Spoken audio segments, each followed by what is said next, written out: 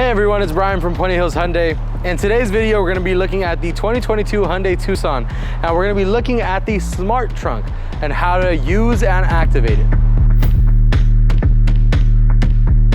All right, folks, in order to use the Smart Trunk, it's a very simple process. What you're gonna make sure to do is make sure that the Smart Trunk is activated. That's something that you'll find in your settings. So all you're gonna do is navigate onto the setup screen, which is gonna be found in the right corner.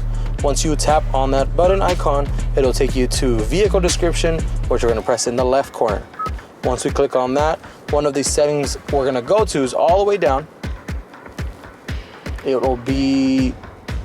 Should be indoor.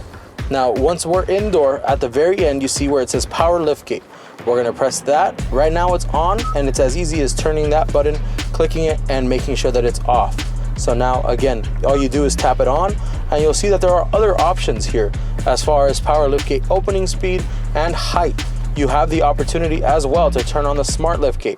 The smart liftgate is what will actually allow it to open automatically when you are behind the vehicle. Now, we saw that that is a button as well that you could turn on and off. Now, once the car has it and it's activated, what you're gonna do is you're gonna lock the car, make sure it's locked, and you're gonna step away from the vehicle. Let's pretend you went to the market or something. Car's been locked for a while now. Now, what we're doing is we're just gonna walk up to the car. As long as the sensor is near you, in this case, it's in my pocket, you just step behind the vehicle itself. Once you step behind the vehicle, you hold here in place, it'll beep, and then it'll pop right open.